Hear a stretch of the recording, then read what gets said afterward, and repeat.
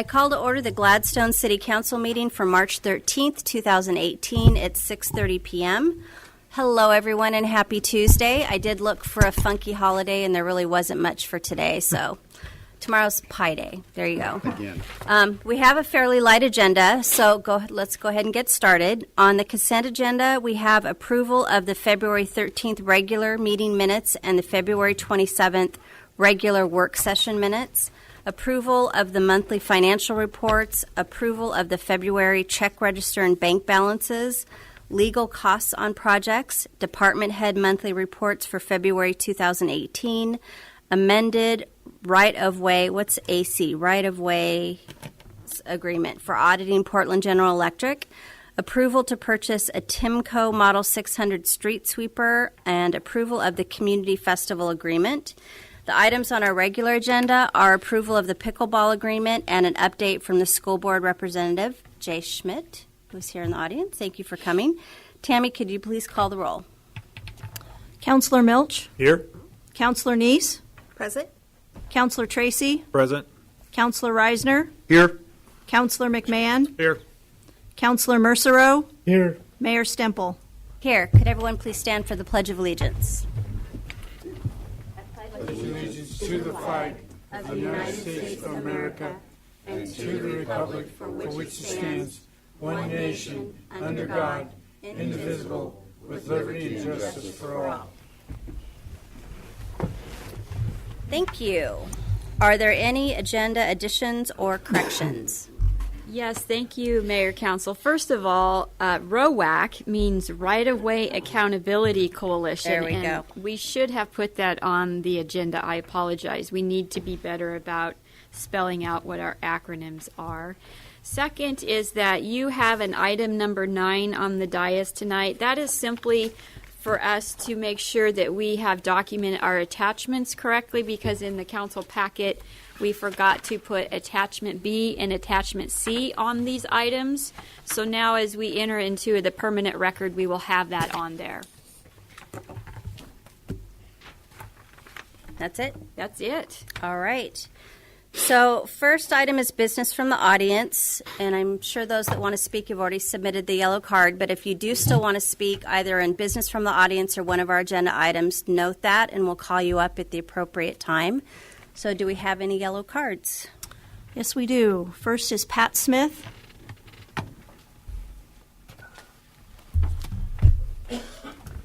Tammy, is this turned on? It should be. On the left. On the left, Side, there's it should be on. Got it. Good evening, Madam Mayor and City Councilors and City staff. My name's Pat Smith. I live at 17320 Timothy Way in the Charlotte Heights neighborhood. At the end of this month, my wife and I will be finishing up our 35th year as Gladstone residents. We've been happy here, raised a family, been thankful for good schools and great neighbors and friends.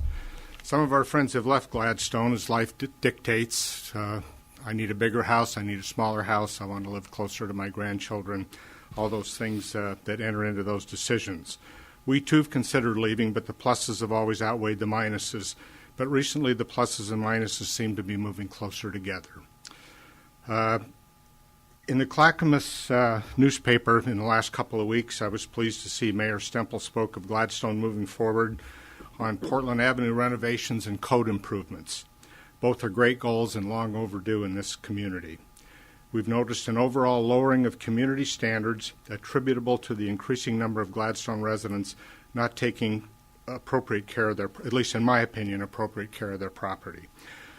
Some things here, untethered membrane buildings. This one is in a driveway. It's visible for a number of houses down the street. The front view of it shows a boat in the bushes, along with garbage cans. It's looked that way as long as I can remember. This is a house where the gentleman's in some form of a tree business, whether it's pruning.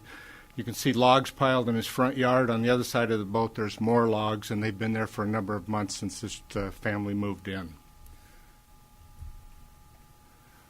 This is a house. There's two pictures here. We have boats in the yard, cars in the yard, just junk. At the far back end, there's a utility trailer. There's a white travel trailer, and on the other side of that, there's another trailer. That white trailer, someone periodically lives in it. Sunday afternoon, he was resting in a chair outside, and you see a tractor for a semi in the street. Haven't seen that in a while, but occasionally that pulls in the evening. Somebody sleeps in one of those mobile homes and then leaves in the morning, starting their tractor at 4:30, or 5 o'clock. Untethered membrane buildings in front yards, boats, motorhomes, travel trailers, and as you saw, just junk. The issue is not with the items and people owning them. The issue is how they're stored on our properties within our city.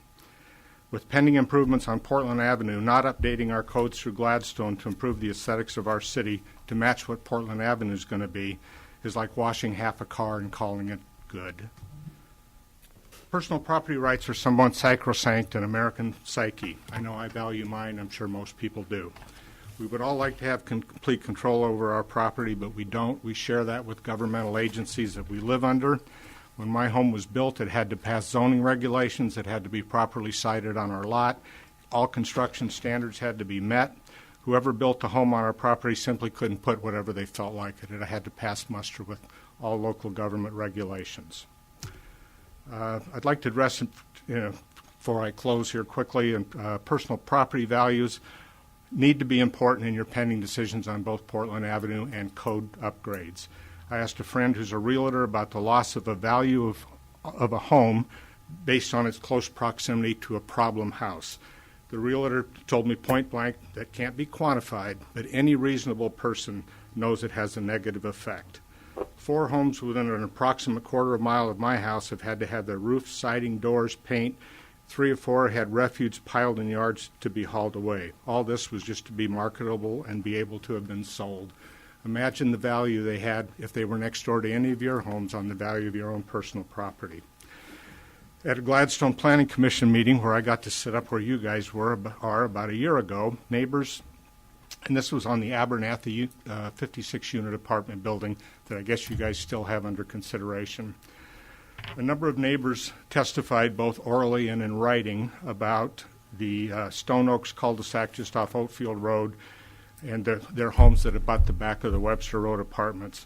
One person said that their house simply isn't saleable anymore because of the proximity of the apartment building right behind them. Lastly, another friend, a certified financial planner, told me that a person's home is generally the largest single asset on their personal balance sheet. It is on mine. I'm assuming it probably is on some of yours too. And lowering the value of that through allowing not the best neighborhood behavior doesn't seem to be the right thing for the City Council to do. In closing, maintenance of property values should be a primary consideration when you make decisions on our code revisions. A city-sponsored seminar for elected and appointed city boards and commissions, which I believe you all attended and I did too here in the recent past. The man who orchestrated the meeting left us with a thought on what our votes should be made up of, and he said that your votes should generally be what's best for the most. He says you'll be safe doing that. And in closing, and really this time I'm closing, please do not allow a few citizens who do not maintain their property to negatively affect the property values of the majority of the neighbors who do maintain the property and their most valuable asset. Thank you. Thank you Thank you. very much. Can I make a comment at all on that? We're going to talk about it later. Okay. I'm going to do like we talked about the other day. We can discuss it at the end. Okay. Next. Brenda Quint Gable and Janice Sabin.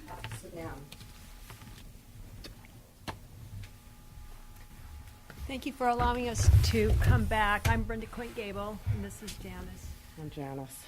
And we're here to follow up on our presentation for the community cat rescue from January. And there were some items that we had presented, and we wanted to just bring back and put it in the forefront of the council again.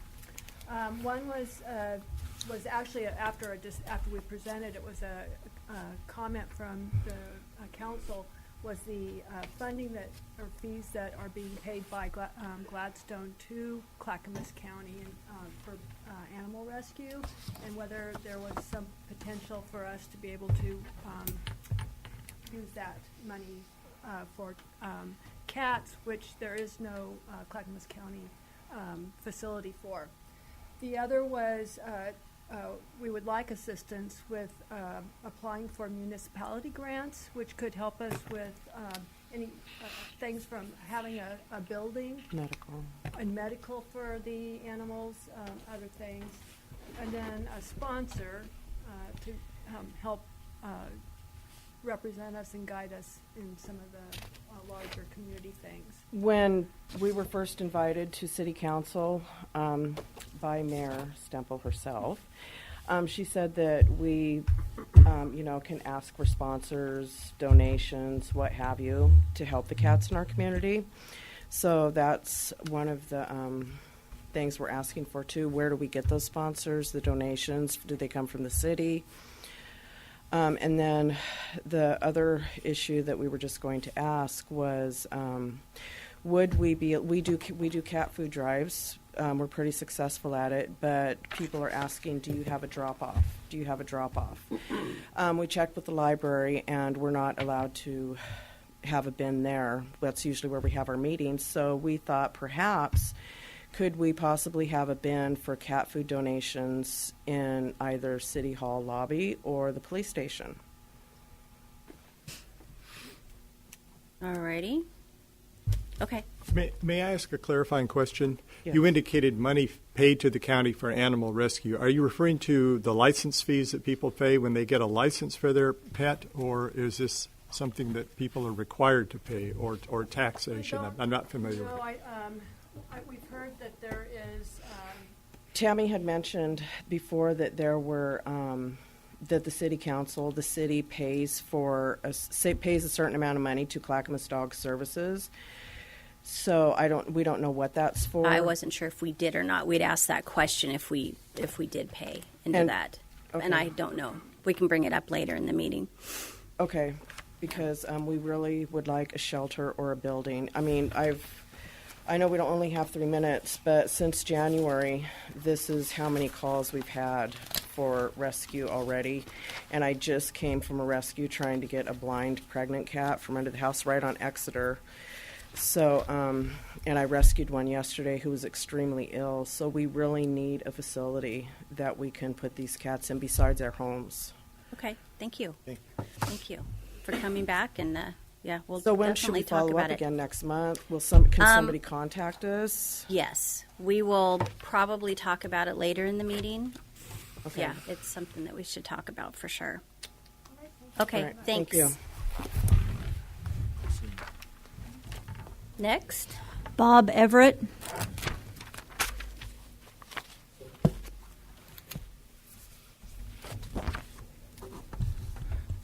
Good evening, Bob Everett. Live here in Gladstone, work here in Gladstone, and I might be a little bit premature since it is on the consent agenda. But I'm just here as a Rotarian, and also as the chairman of the festival, to once again thank the city for all the help that they've given us in the past. We hope that continues this year.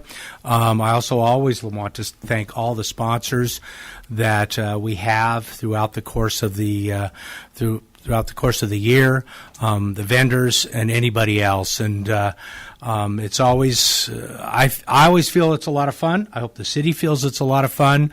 And once again, we're going to have the gladiator race. So I hope that Jackie's out there once again. I know Matt will be partake. Yeah, I can see that. I can see the hunger in his eyes. And I'm hoping to get a few teams over from 24-Hour Fitness. Since I'm now over there trying to get myself a little bit in shape, I'm pushing Aaron a little bit to see if we can't get a few teams, and so get a little bit more participation. But once again, I want to thank Neil and Linda and everybody who helps out for the festival, and Tammy also then too. So I do hope that we see everybody out there. Thank you so much. you're going to do the chili cook-off, right?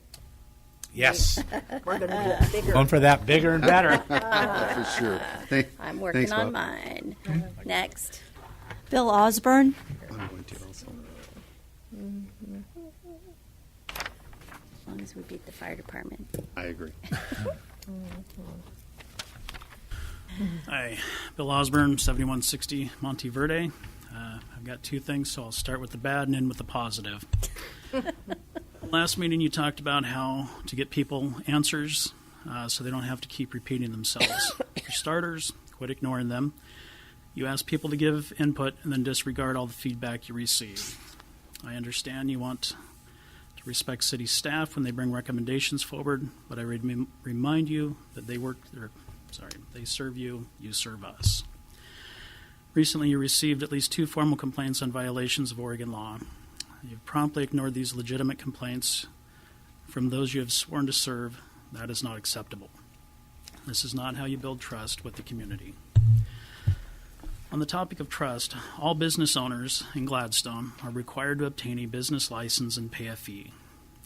Councilor Neese has listed that Peridot Divine Planning and Peridot Divine Consulting are her companies and has been in business since 2014 according to her own LinkedIn profile.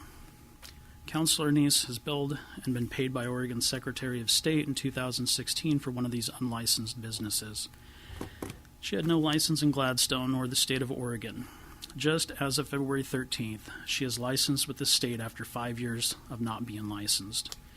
She did so after being made aware that this information was going to become public. As of today, she is still not licensed with the city of Gladstone. As the council president and business liaison, this is disrespectful to every business owner in the city and as an elected official is deplorable. Is there special treatment for elected officials? Is this one of the perks we don't know about?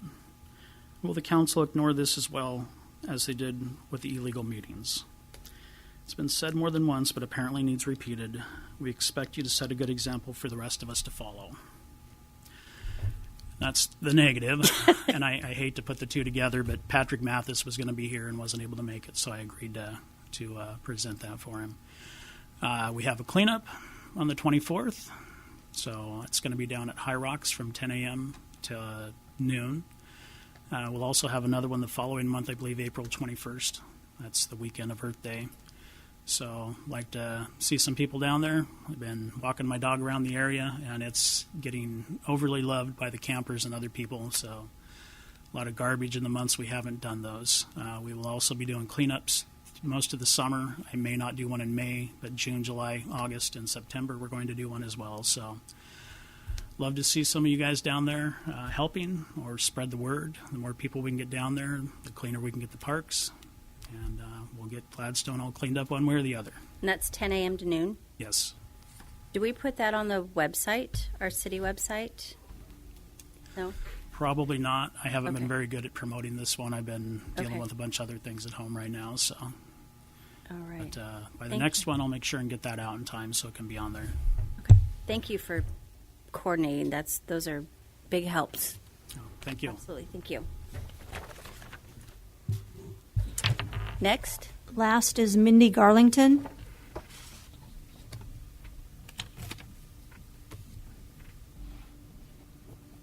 Mindy Garlington, 7,000 Debbie Court. Excuse me, because I just got out of the dentist. But what I wanted to bring up is on the February 27th meeting, you guys discussed the city charter, and I just think that one of the things that you should consider is all the work that our group put in to reworking that charter. And I totally understand there's parts of it people didn't like. I really get that. But I just think that if you're going to go after a chunk of it, maybe go back and look at if the chunk that you're looking to change was what our board came up with. And could we use that and not just throw everything that we did down the tube? My husband's a union member, and when they vote on a contract, they vote 4 or 5 times, on that same contract with revisions, but you don't just throw the whole thing out the window. So I really think that we should go back and discuss that and see if there's parts of it that we can use, because some of it is really, really good. And let's not throw it out the window. Yeah, Just absolutely. my 2 cents. Yeah, you guys put a lot of Thank work you. into it. Thank you. Good comments. Yeah. Anything else? Anybody else? No, that's all I have. All right. So, before we proceed with the regular agenda, I would like to say a few things. First, for those that don't feel their concerns are being addressed, we are charged with the well-being of our entire city, not the needs of just one. We are citizens just like you, but with a heavy responsibility to make the decisions that best serve our community. I believe we would all love to have enough hours in a day to personally manage each and every issue, but that is just not possible. We rely on our wonderful staff to help address your concerns, but their time is limited too, and we need to give them the time to actually be able to run the city. So in a nutshell, please be patient. You are being heard. It just may take longer than what you expect, but we are trying. My goal is to keep this meeting respectful, engaging, positive, and on task, and hope that you will help us do that. Thank you. So the first item is the consent agenda. Do we have any discussion? Would someone like to make a motion? Yeah, Mayor, I'd like to make a motion that we approve the consent agenda items 1 through 8. I second that. Motion was made by Councilor McMahon and seconded by Councilors Mercero and Councilors Tracy. Any further discussion? All those in favor? Aye. Opposed? Consent agenda passed. Next item is correspondence. Do we have any? None, no. All right. Then we move on to the regular agenda. The first item is approval of pickleball agreement. All right, this is a great partnership, and I'm going to let Public Works Director Jim Wynot present the staff report. Good evening, Mayor and Council. Bill Preble is going to come up and help tag team this. So last year, Bill Preble, Tom Wyden, and Tina Hall came to the city and proposed having a partnership with the city of Gladstone to upgrade our and refurbish our tennis courts and make them multi-use. And multi-use being you can play tennis and pickleball, so we won't be losing the ability to play tennis out there. I know a lot of people may be wondering, what is pickleball? Well, we actually have a short little video to show you that I think shows you what it is and kind of promotes pickleball. And if you guys got a couple minutes, I'd like you to watch this. Getting there. Hang on. Finally, tonight, if you're like me, the older you get, the better you were as an athlete back in the day. But most folks still feel they have a lot of fight left in them, even if they can't cover as much ground as quickly as back in the day. That may explain the rise of a sport that is growing quickly in popularity. If you've heard of pickleball or you already play it, then you know. If you've never heard of something called pickleball, you're about to get a crash course in a fast-growing activity from NBC's Mark Potter. If the pickleball craze has not yet hit your town, stand by. It's on its way. Pickleball is one of the fastest-growing sports in America and can be played by just about anyone, including 91-year-old Lee Kritzer, vying for a medal at a pickleball tournament in Delray Beach, Florida. Oh, wow. Exercise. It's fun, social, and it's competitive. Although it's exploded recently, pickleball was invented almost 50 years ago near Seattle, a combination of tennis, badminton, and ping pong. It's played with a paddle and a wiffle ball on a short court, which attracts older players who can still win without having to run too far. You can compete with the younger people by using your head while they try to use their speed to outthink them. Being played, you might wonder why it's called pickleball. Well, over the years, it's been widely reported that it was named after the inventor's dog, Pickles. But the inventor's wife said the name actually came from the sport of rowing, where a pickle boat has a mixed crew, just like pickleball is a mix of other sports. The American pickleball capital may well be the Villages, a huge retirement community near Orlando. Even with 140 pickleball courts, players form lines each morning to get a game. Looking good. These women are passionate but friendly competitors. Every Wednesday. We start off with golf in the morning. Right. Then we go to lunch. And then we play pickleball. That's our That's our track. The USA Pickleball Association says the game is spreading around the world and easily has more than 150,000 players. A fun, fast-moving sport with a funny name. Mark Potter, NBC News, Orlando. But you have to be coordinated, right? That's the most important thing. So I thought that did a good job of kind of just introducing anybody that didn't know what pickleball was about. So I thought that'd be interesting to show. So the city, so we're excited to do this, and we met with the council and parks board here just recently, and we came up with we settled on the agreement, and that's what we're asking you to approve. That was yesterday. Yes, I know, exactly. But allergies are kicking my butt, so my brain isn't functioning on all cylinders right yet. But so this is a real good thing for the city from staff's perspective. And I'd like to let Bill have a little bit of time to talk from the Gladstone Pickleball Club, even though this is Tom and Tina, I think, are with the USA Pickleball Association. So then there's the Northwest section, and I mean, Bill could probably talk better about all the different layers of the pickleball club. Well, first thing I'd like to say that I don't know how old that is, but they're up to about 3 million players now. 3 million players. In 1 year, they gained about 1 million players. That notwithstanding, that thing made it look like it was all retired people all playing, and there's a good portion there.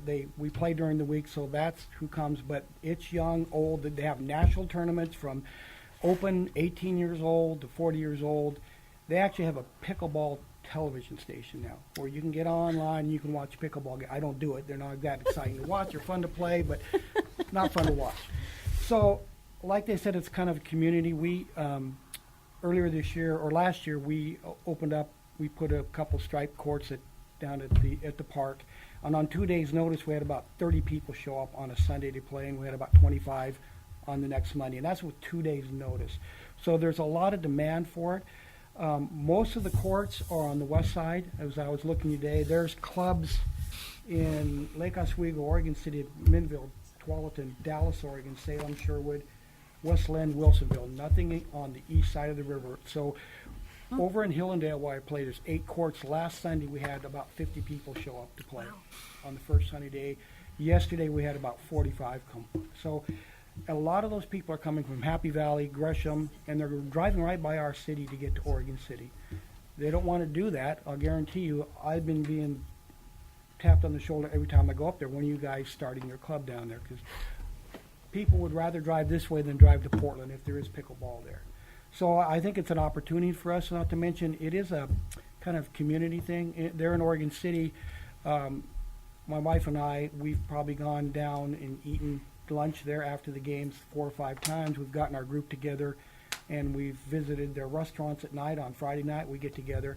So it's a benefit not only to the people, but to the community. If you want to bring people into this community, you want to get restaurants, you have to get people here, and that's one of the ways you can do it. So I don't see any downside to this. It's when my wife and I first started it, we thought we were just going to get involved in a sport. Well, we got involved in the community, and it's really, really nice.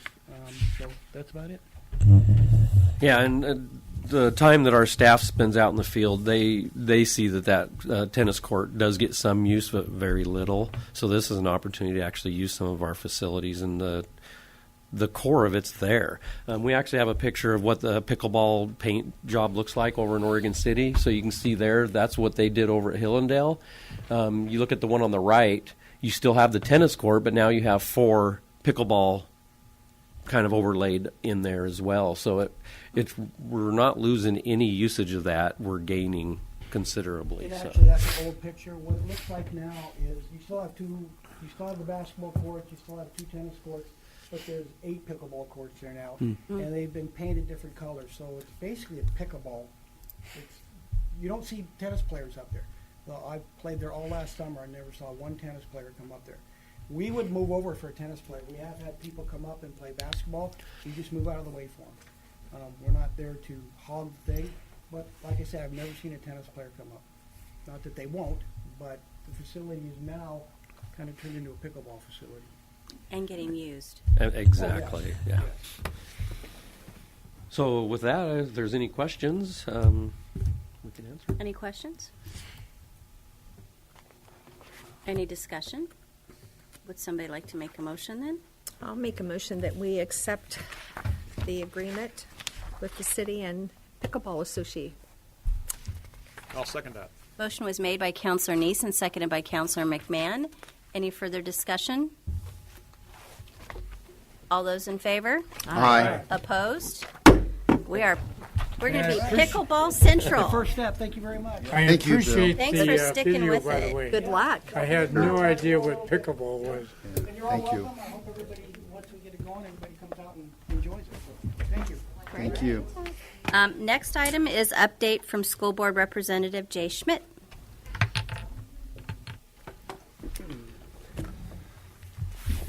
Okay. Welcome. Yes, thank you. Thank you for having me. For the record, and for those who haven't officially been introduced, my name is Jay Schmidt. I sit on position number 2 on the Gladstone School Board.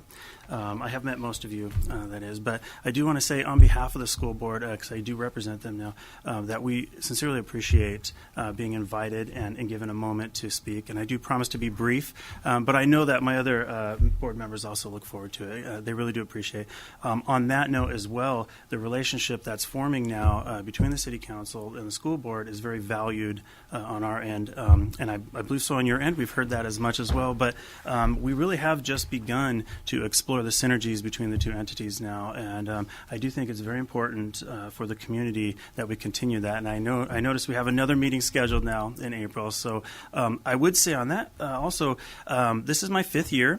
And in the first 4 years, I think we had about one joint meeting, and I think since I've been reelected this last year, we're going to go on 3 now. So this is picking up now, and we all look forward to. I know we talk about it on the board. We all look forward to that continuing relationship and continuing to grow the relationship for the benefit of the community as well. So I am here to update you on what is going on in the school district, and I can say right now you're only going to hear one thing, and that's budgeting going on, and it's happening at the building level, and it's very difficult this year, particularly so. And I'll cover a few of these things. We are currently in the first year of the funding biennium, state of Oregon. We did collectively, school districts received less money than they were asking for. So if you ever followed that, they were asking for $8.4 billion. They got $8.2, and for Gladstone specifically, it's about $300,000. So it actually is a significant portion of funding that wasn't received where they were requesting. The state also did an interesting thing this year. Typically, they'll split the funding something like 49% the first year and 51% the second year in anticipation of inflation, so costs rising. They actually split it 50-50 for this biennium. So most districts carried through this year, but next year they'll receive the exact same amount of money amid rising costs. So it's a huge challenge. Now, specific to Gladstone, you have a few other things. Special ed spending has been going up, and it's outpacing inflation quite significantly. It's all needs based, so it's not something that the district has a whole lot of control over. But they cannot reduce spending from year to year on that through maintenance of effort legalities. So once it goes up, it kind of stays at that level. So we see that we're seeing it here, but I think it's really happening across most school districts in the state. To be quite honest, it could be a national thing, but it is something our state is going to have to address, not just our districts. PERS spending as well is going up. You hear about this in the news quite a bit. It is expected to jump again quite drastically in about one more year. So Gladstone, and I don't know if you know much about the financial structure of the district, but Gladstone many, many years ago bought a bond, and they keep it in a side account, and that pays for most of the PERS things. So when other districts see increases, maybe as much as up to 30%, but Gladstone only sees it about 2 to 5%. So it's greatly insulated against it from decision making. Long time ago, that's helped us. Now that in the future it can't maintain in the future. It'll catch up to us eventually. But In Gladstone, very specifically, and I was just talking with Bob today about this, we're seeing declining enrollment. And what happens amid declining enrollment is you're held harmless for 1 year, but then you actually do get reduced funding. And so now we're seeing multiple years of declining enrollment. So it's caused us to dig deeper. Why would this be happening? We think some of it is in the affordable housing issues. So something that I know you've mentioned, we've heard you mention that, but something that probably in our joint meetings we'll bring up again, because what's happening is we have this suspicion that people are moving out to the fringe districts. So you're seeing fringe districts, Estacada, Malala. Salem Kaiser is another one who are picking up enormous numbers of kids. So they're actually increasing, and that's roughly where the affordable housing is these days. And there's some evidence in this also in our free and reduced numbers. So that'd be the free and reduced lunch. So we see those numbers actually dropping, and it isn't all attributed to minimum wage increases. So we're seeing the effect of the housing prices increasing, and families are not moving in. So this has been talked about a lot in our meetings. Bob's been mentioning a lot. I think tomorrow night, if someone's there, they'll hear it again too, because it's a consistent message. Also, very technically speaking, our in-district enrollment is down, so people that live within our district. So if you look at our numbers, the number of people that are from out of district are actually significant, as much as a third plus in almost not so much at Kraxberger. That's maybe closer to a quarter, but certainly at the high school and the grade school. It's about a third.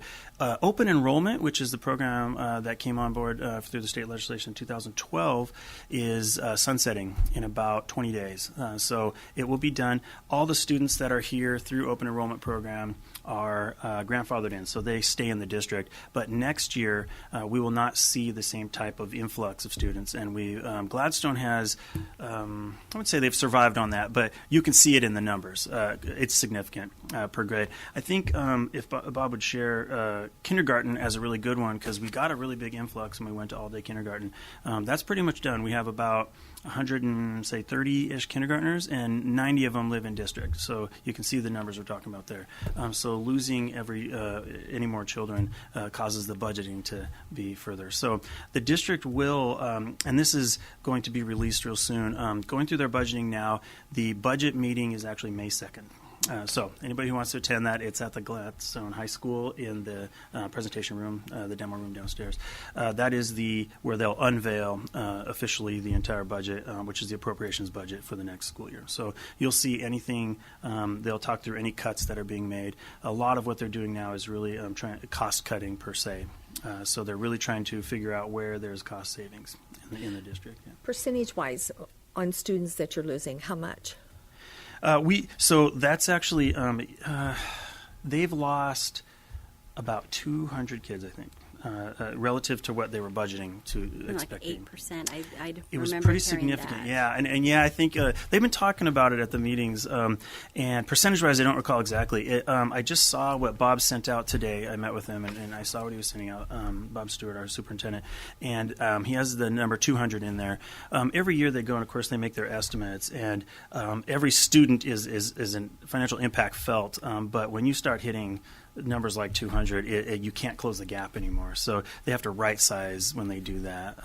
I think we'll absorb a lot of this next year because our PERS is offset a little bit because those, like I said, that bond that they purchased many years ago. I can't remember. It was in the early 2000s, and it's become kind of a savior for finances for the district because it's a smaller district, obviously, and they really cannot keep up with the increases. The larger districts are seeing massive increases, but they also have different revenue streams coming in. So Gladstone has a very set revenue stream from the state and a very set amount, and there's no local option available. So it impacts Gladstone greatly. And eventually that'll run out. But it's around 200 kids, I believe, is the number relative to what we were budgeting to be expected. So now they are budgeting more conservatively for next year, knowing that 200 of those kids are not coming back. So they release the open enrollment numbers as they come in, and I think they're up to about 70-something now, but not all 70 of those are from out of district. So if a child was in district is at the school, and they can reapply for open enrollment, but now they're going to be grandfathered in the future. So they wouldn't expect to lose those kids, but it's been significant. Yeah, it's been quite significant for the year. So that's creating a budgeting trouble. I'll say trouble. It's a challenge. It's quite a challenge, and there's quite a deficit. Exactly the deficit, it's over $1 million, but there's quite a deficit out there outlined in what Bob sent out today, and outlines why. So those were the big ones right there. And I would say of all those, every single one of those is a factor for the future. But I think personally, I'm looking at the open enrollment because we rely so heavily on out-of-district children coming in. So it is one of the reasons we do some of the things we do to try and stay ahead of other districts. But that's going to be kind of equalized now in the future. So challenges abound for that, and that is what you'll be hearing when if you talk to anyone from the schools. They're all going through it right now. Once again, just for the record, May 2nd is the official unveiling of that, and it's the public meeting where they take it out to everybody. Yes. Jay, just to clarify on the open enrollment, when you say it ends in 20 days or 30 days or something, but people are grandfathered, they're grandfathered to continue through their education, right? Yes. If they started in third grade this year, they can That's stay here correct. till high school, even if they no longer live in the district. That's correct. Yeah. Okay. So if they're accepted through this open enrollment, will continue through graduation in the district without having to reapply. And one of the things that I sometimes hear from members of the public is a concern when there's a proposal for a new housing development or a new apartment complex or something that we expect might include a lot of families. Sometimes people say, oh, that's going to put too much stress on our school system. No. What I'm hearing is just the opposite, that you would Yeah. welcome more family homes because you need the students, really, for the program that you already have in place. We would advocate for that, yes. I Yes. think one of the ones that you'll hear Bob, our superintendent, talk a lot about, and it was because one of the ones that happened for the first time in quite a while was the one on Webster there. And so he had gone around to other superintendents and asked questions. When they see this type of development, what do they expect? And there was something around 100 kids they were thinking, right? So I think they budgeted around 50 kids. So they said, we don't think it's going to be that many. And the actual result was 6, I believe. They counted 6 that had the address in those apartments when they were built. So it was part of that is a drastic overstatement of what the apartment housing was going to bring, right? I think one of the other things we're seeing as you talk about housing is when a home sells in Gladstone, it's not a family with younger kids is not moving into that home. And I think that has to do with the prices because it's not a young family. But then we're also seeing evidence as people are moving out into the fringe districts and those districts are picking up students, we suspect it tends to be lower income. And that evidence is in our free and reduced reductions. So we see people moving out of that program and they're going out to other districts, typically further out because North Clackamas is also in the same situation we're in. They're very much pinched by the budget as well. So. Well, I know that Estacade and Molalla mayors were very excited about all their new affordable housing developments that are going in. Yeah. I think Estacade is adding 250 homes and Well, Mollalla's that is in that. Yeah, and this would indicate what we're seeing from our declining enrollment would indicate that seems to be working for them. So yeah, so that's what we would be advocating for if you collectively as a school board we would advocate for that. Yeah, it's definitely an issue that needs to be addressed is affordable housing. Yes, it's a big deal. Yes, I agree. That is all I have. Are there any other questions I can? No. Thank you, Jay. Thank you. Communication's been an issue between the board and the city for a number of years I've been involved. Yeah. And it's coming about now and starting to communicate. We're very excited about it. I will indeed see you all in our next joint meeting then, which I believe is on the 25th of April, I think. That's correct. I think I'm signed up for that yes. one. Yeah, thank you so much. All right, thank you. I think I go tomorrow night. All right, the next item is business carried forward. So I just have 2 quick items. One is I am prepared to talk about municipal code amendments. If you guys want to have a follow-up conversation later, you can do that. The second is that today we held our final meeting with Clackamas County regarding our Gladstone Library project factual information. And I'm very excited and very pleased that we've completed our fact sheet, which will be a front to back. We have completed website content. We've put together a social media plan. And we have joint partnership between Clackamas County and the city on newsletter content. And we're also doing bookmarks, which you will like when you see those. And that is all being sent off to the Secretary of State's office by end of day tomorrow. We're expecting to have a 6-day review period, and once I hear back from the Secretary of State's office, I will disseminate that information to our website and to all of you, and you're welcome to do whatever you want with that content when you get it. We're also will be putting it into our April utility bill as our first flyer insert that we're going to be doing. We have a town hall scheduled for April 11th at 5:30 at the Senior Center. And County Council looked at this communications plan today and gave us their blessing on it. So it's all coming together very nicely. And as soon as I have that information to you, I will send it to you. I did learn a word today, and maybe I haven't been here that long, and you can all tell me whether this is true or not, but are we known as Gladstonians? Yes. We are. Yeah. Wow. Or Gladstoners. Or happy but rockers. that's Well, not- Gladstonians, yes. So, Sounds nicer. and that's all I have for you. All right.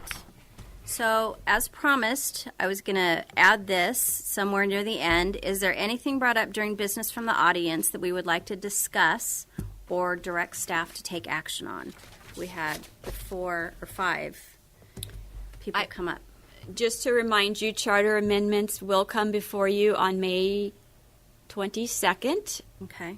You asked for that to be placed on another work session agenda so that we will be pulling components from what was done at the previous work group. So I think that could address Ms. Garlington's comment this evening. That will be on the May 22nd. Perfect. Mr. Smith has comments regarding municipal code, and I queried all of you a couple of weeks ago on when would you like to entertain these amendments again. And just for clarity, nuisances, traffic and parking, vacant building and registration, and membrane structures have all been shelved.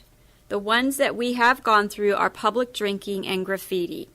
So we have 4 sections of the code that needs to be further reviewed, and I think all of you are very open to that. It's the timing of it that I cannot get a good consensus. And Well, so we are here. What would we like to do? I placed it on the May 22nd item, and I think it's important for people to understand that I'm not purposely pushing it down the road. We're working on a library, a police department, a city hall, and we have very many internal projects, including business license amendments that we're working on.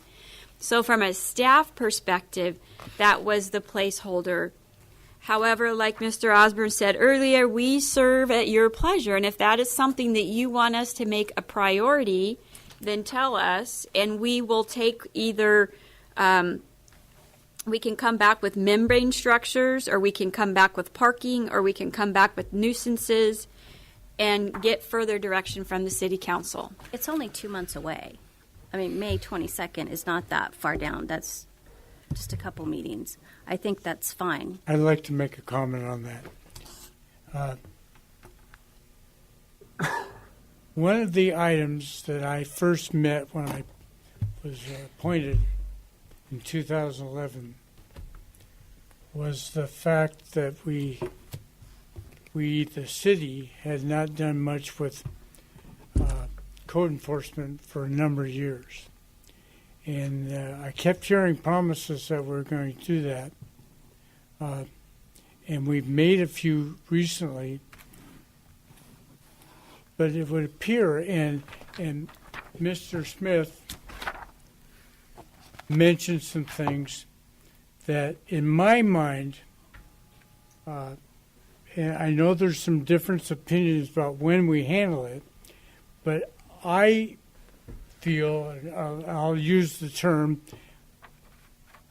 kicking the can down the road, in that if something else has a little bit higher priority, we stick it higher on the Pareto list, and we fail to solve some of these issues that were discussed.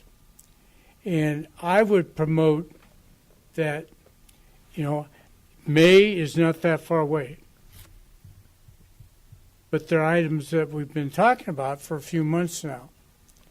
I'm not proposing that we do it faster and cram it into some meeting so we can work it.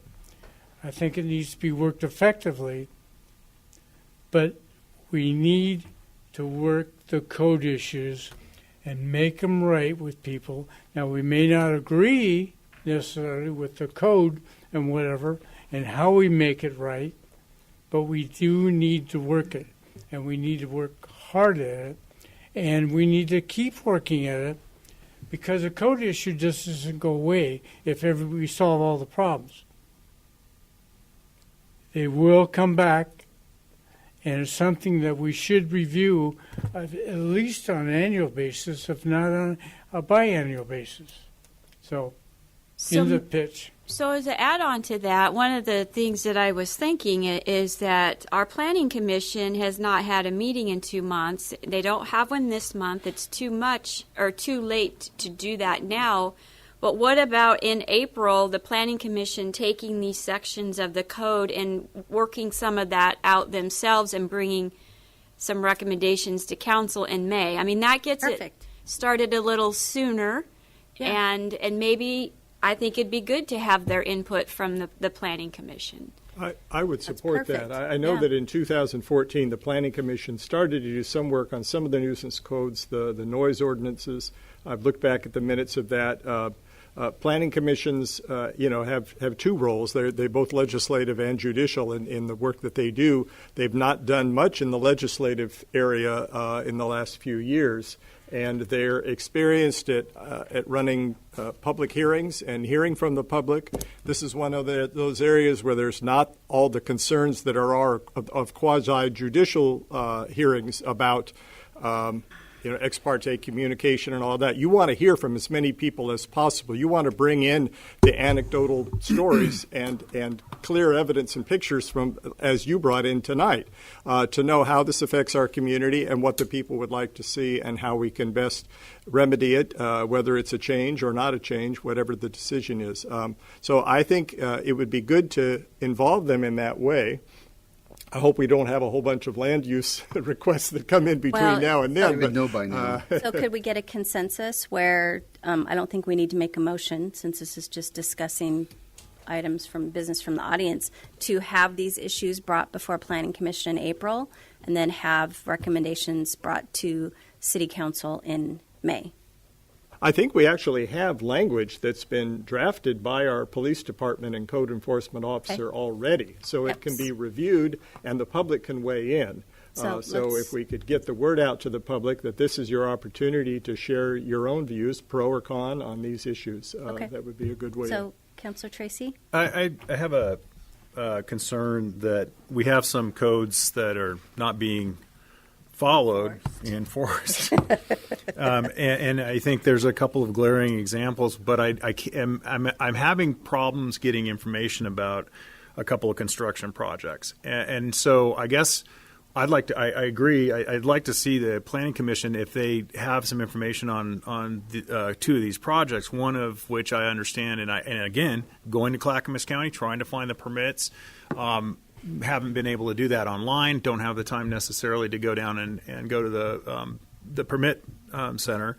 But we need to, I think before we add more to it, though, more to our pile of codes to enforce, we need to definitely enforce the ones that we have in place already. Yes. And I think, so I'm in favor of going forward and hearing this and having the Planning Commission review it, but I think there are a few projects right now that are in play in our community where if you were to go up and try to get information on these projects, you can't find it online. I didn't find it, and I'm pretty adept at doing this. And then secondly, one of these projects apparently came in as a possible interior remodel. It looks like it actually is a structural remodel plus exterior remodel. Doesn't comply with our Chapter 17.8 zero design review at all, to the best of my knowledge. If it didn't come up before design review, we need to have a code enforcement officer or somebody from the city contacting the individuals that own this property and red tag it until we get to that point where we go through the full process. Because we're not going through the process, what codes are, why add more codes that we're not going to enforce at this point? And to Pat's point, I understand your frustration with the situation that you have in your neighborhood, but we need to enforce the codes we have. I agree. And so I'd like to at least talk about these 3 projects, however we do it, so that we can see exactly what permits were pulled and see if these projects actually fall within the codes that we currently have in place. And then, as we're going down the line there, Mayor, I think then we talk to the code enforcement officer and the police department about going forward and enforcing these new codes if we put them on the books. So. Yeah. So That's just been a real very quickly, long problem. if there are issues or concerns with construction projects, that needs to be funneled through me, and our planner looks into and gets back to us. So I haven't heard of that. If you give me that information, we can get that taken care of administratively. I'd have to disagree. It has actually been brought up. A couple of the buildings have been mentioned, if not on the record, there wasn't mentioned with direction, City Administrator Betts. It was mentioned as buildings where somebody anecdotally said that this permit wasn't pulled, and somebody else who is probably part of the Planning Commission said they didn't remember seeing design review for the building. So they were mentioned, but I don't believe that they're necessarily mentioned with direction. And you have 2 different code compliance issues you're dealing with. One is through the police department, and the other is through a land use process, Right. too. So Right. we need to be clear of that. But who's enforcing on the codes that are actually in? I mean, we have the codes in the We municipal don't have code. an enforcement for that. We don't. It's complaint driven, and that's why if there are complaints or concerns, then that goes to Clackamas County, and they do the investigative part into that. So if you have concerns, we're happy to take those back and find out if they are in or out of compliance. So the one on Gloucester, is that one of them that you're talking about, the triplex or whatever it is? Whatever it's Because that's one that we have talked about, and I know that we have gotten replies back from the county that no, so far they are within their permit time frame, and everything is. It's a very slow process. I know that people have made comments that they've been working on it for a year, but if that's one of them, that is one of them. That's one that we have. I remember hearing something back from the county was that no, so far they are within what their permit is. My understanding, they were within what their permits allow. They are taking a long time, but that's apparently still within the parameters. Right. And that we have to be cautious about not going after some project that hasn't been completed yet, but it is still within its footprint. But planning commissioners sometimes bring up concerns or questions they have about applications that have been approved, and we can funnel that through the proper people to get that taken care of. I think that's a separate issue, though, with these municipal code enforcement changes that we're talking about. But if that's the direction that we can go to start getting some of these flushed out sooner, then we could put a package together for the April Planning Commission meeting, because there's 4 other chapters that we're looking at on that. Yeah, I think that makes sense. But as Councilor Tracy said, enforcement is critical. Mm-hmm. And that's something that, as previous Planning Commission member, we've been fighting for 15, 16 years. And the question is, who drives the complaint necessarily? I mean, it could be our code enforcement longer. officer driving the complaint if it's a planning commission or a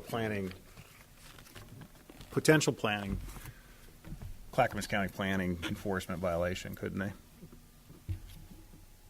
You mean they'd be the one to report it and Yeah. say, go out and do something? Right. I mean, somebody who comes along as an enforcement officer, a county enforcement officer will often be the complaint driver for like a state forestry issue in some certain counties. I mean, I'm just, I have citizens coming to me saying, why are we talking about new codes if we're not enforcing the codes that are already on the books? Yeah. And I think that's a valid question. Whether it's real right now or not, that's yet to be seen. So I'm not saying that we aren't. I'm just saying that that's a concern. And it's the appearances. But to the mayor's point, they've been dealing with this for a while. So Very long time. Yep. So I think, yes, have this brought before planning, because it's going to be fleshed out and brought to us in May. But I think the enforcement piece needs to be a part of that discussion. Absolutely. And I've heard citizens raise issues about the authority of the enforcement code officer too, as to what laws they can and can issue citations for, and that's another issue that we ought to have clarified by our legal staff or by the police chief to make sure I believe we've made some changes or proposed some changes regarding the designation of people who can enforce various codes, and we've wanted to broaden it so that we're not limited, so somebody can't say, I'm not allowed to do that. And Okay, we can have that in the May discussion then. yes, yes. So is that okay with you guys? Tom? Yep. All right. We keep moving ahead. Yep, so why don't we do that? Oh, let me ask the member of the Planning Commission who is present tonight, how do you feel, or two members that are here tonight? Fine. Okay. We know how you feel about some of these issues, of course, but, I know you can still act objectively in serving the community. Could I ask a comment or question? Is one of the buildings that you mentioned the old Tebow's restaurant? Yes, it is one that's been brought to That got our raised in a attention. planning commission meeting after the outside, and we haven't had a county planning partner since I think November of last year. So it's it just sort of died. Fell through the slow cracks. death in the meeting. Tammy, do you have any updates on that one? I do not. Yeah, we can check on that one and get an update. We had the same answer to the one on Gloucester that you ran into. They said it's in the county's hands and they're within, I think they have a year on the permits to get Right. that. I would caution that we be careful that there are not two addresses on that particular piece of Yeah. property. Getting into Yep. I'm sure there is. There's two. Yeah, but that's not an ADU. Yeah.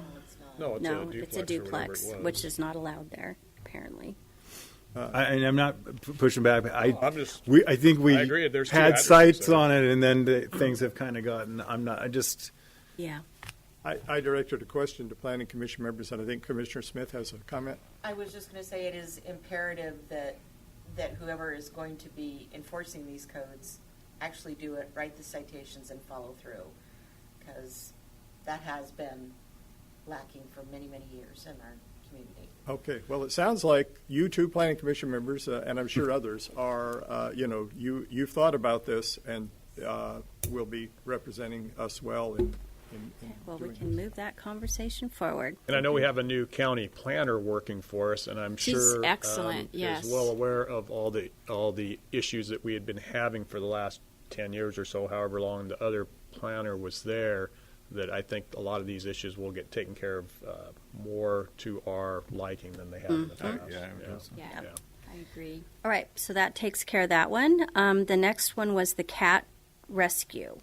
And I know that we had talked about, do we have funds going towards the animal, what is it called?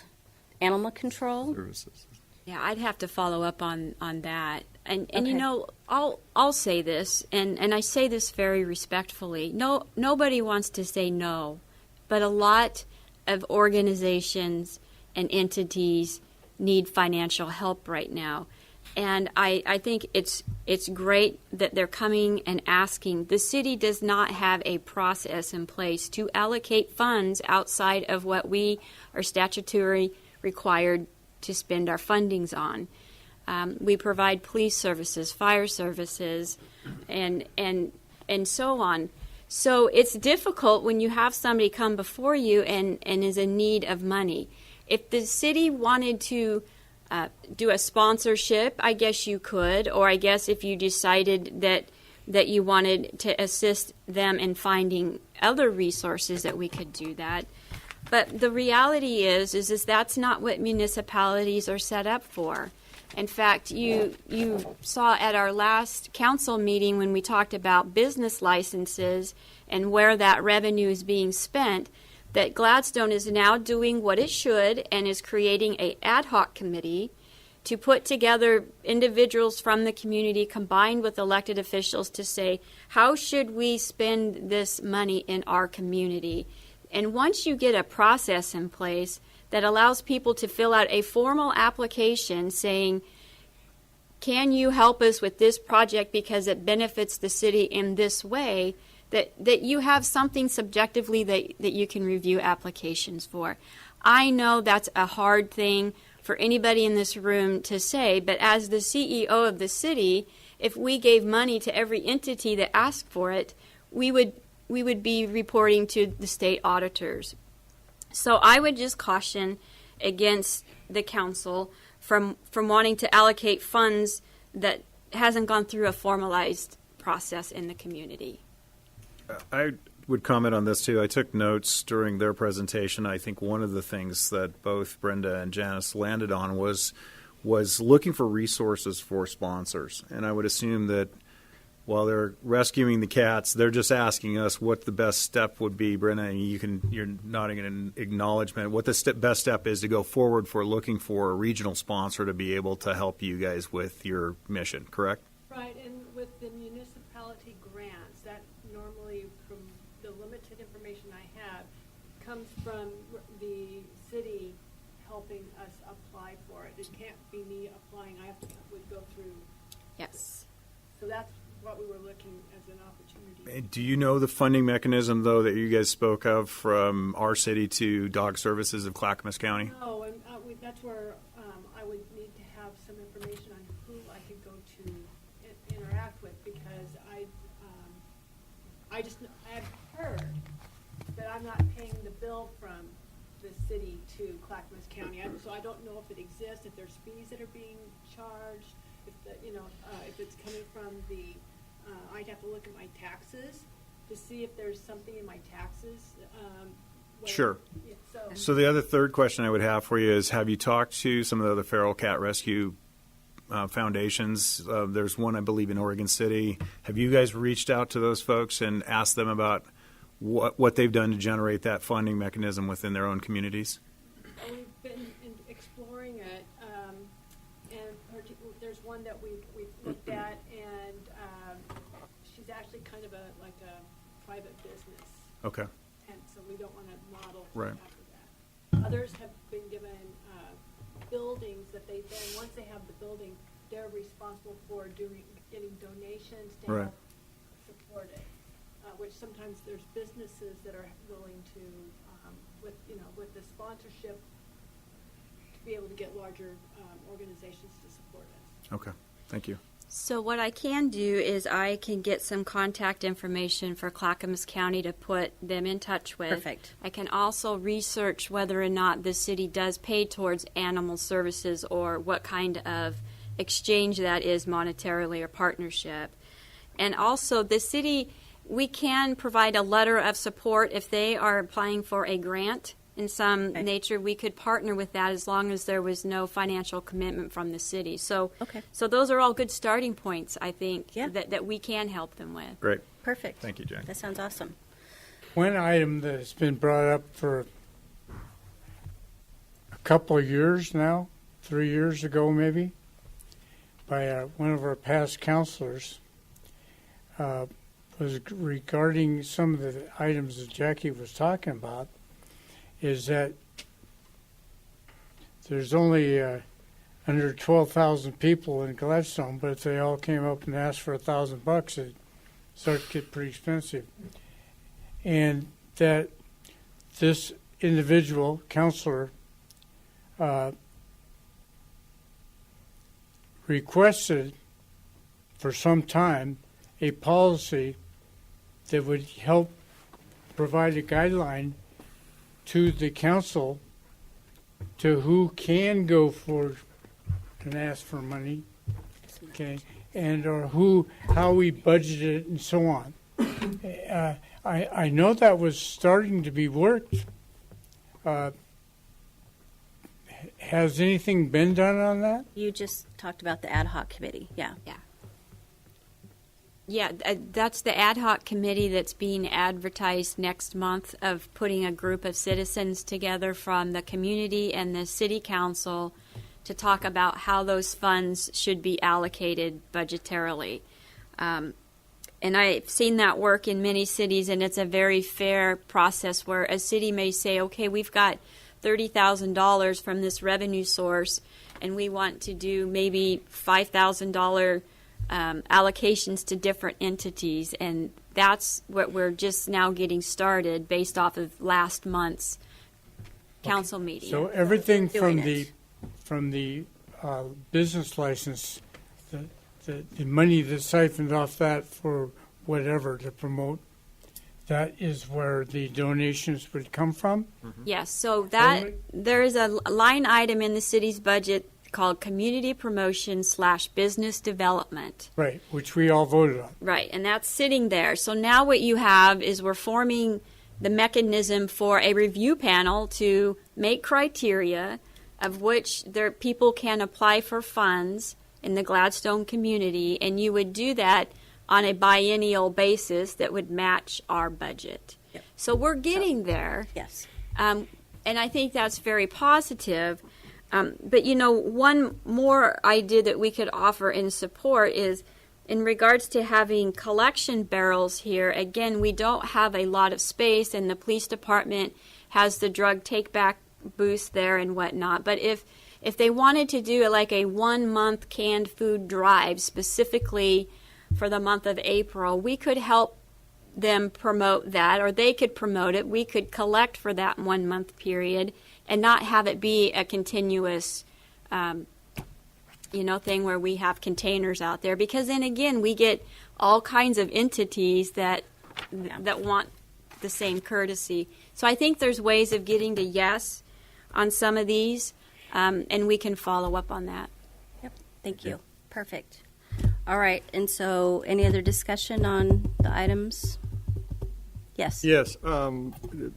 Mr. Osborne raised a couple issues tonight, but he had raised another issue a couple times earlier that I did a little bit of research on and wanted to comment.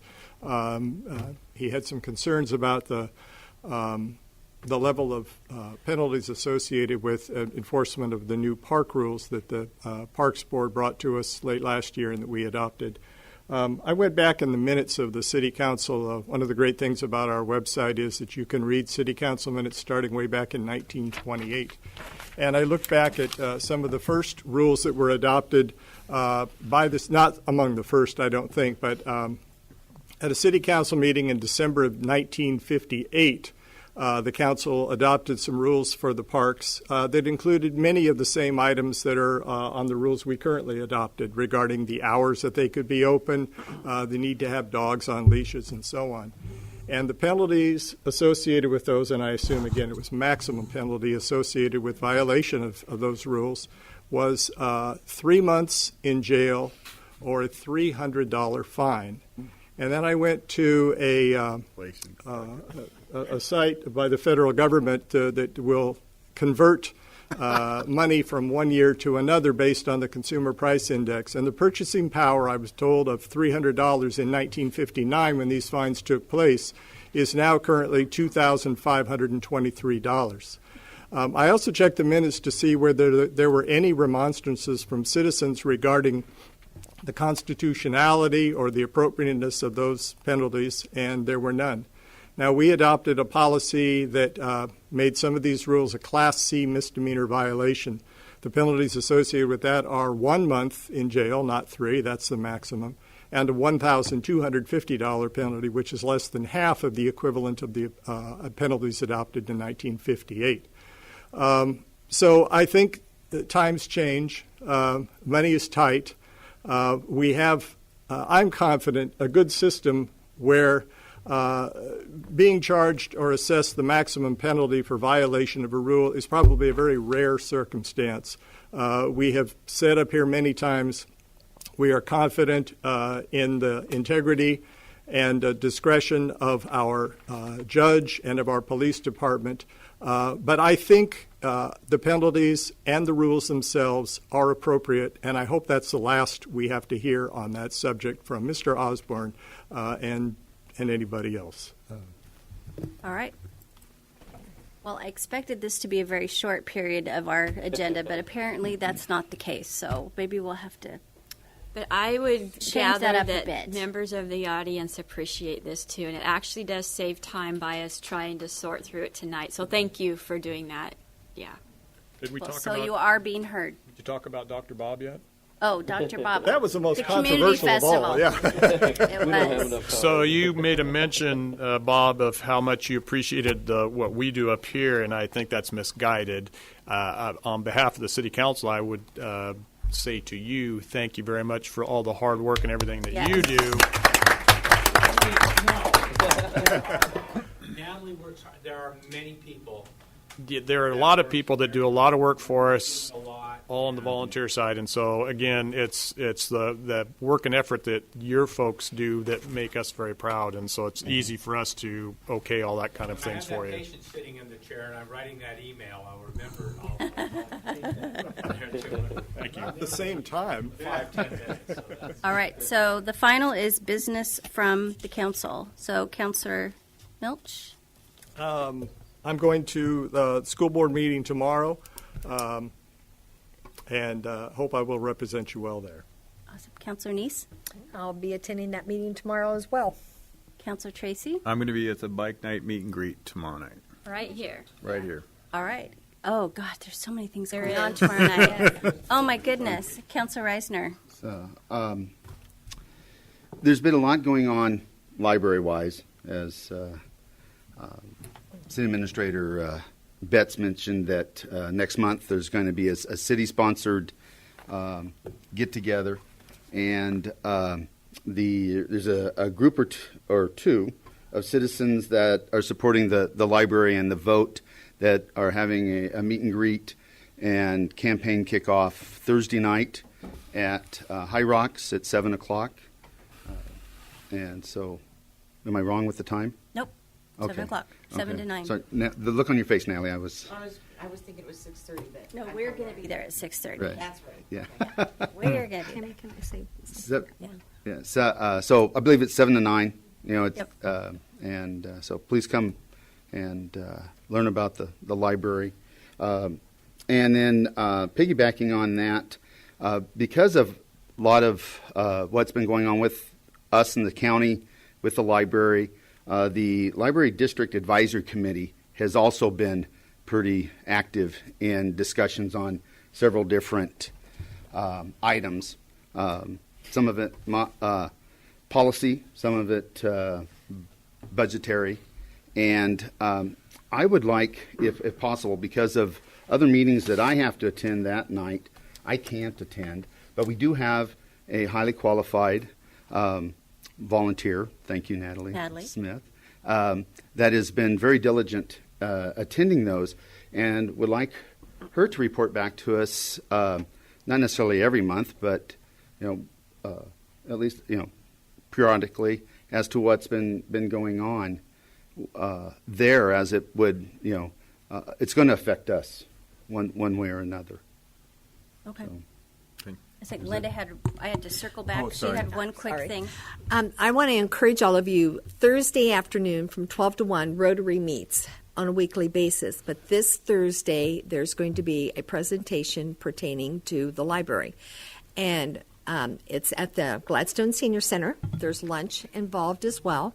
So I hope that you will put that on your calendar and attend and listen to the presentation that they've got, that they're putting in place. And we are looking for members for Rotary. Okay. Back to Neil, because he had one more thing. Oh, go ahead. Lunch is supplied by the senior center, so any monies go to the senior center. Okay. Thank you. That's where we go. Okay. So big donation. All right, Councilor Reisner. So one other last thing. We recently had a work session in regards to business licenses and other fees. And one thing that I feel guilty about not pushing harder is the home-based or home occupancy business license, where we made a mistake a few years ago, and they've been basically double charged. And I would like where they're $100 plus the $50 for at least 3 years. Am I correct? We just got done We talking changed about that. that. We changed I know. Well, let me finish. I just want to make sure I had my numbers right. So after the meeting, I got thinking about it. I think it would be appropriate, at least for this year, because I think we should have had this discussion last year before the first of the year kicked in and they had to pay that additional $50. I think we should refund it, the $50. Am I in a deja vu moment here, or didn't we? So let me just give you a little update because Tammy was on vacation when we had that work session, and Haley and I met with her to bring her up to date.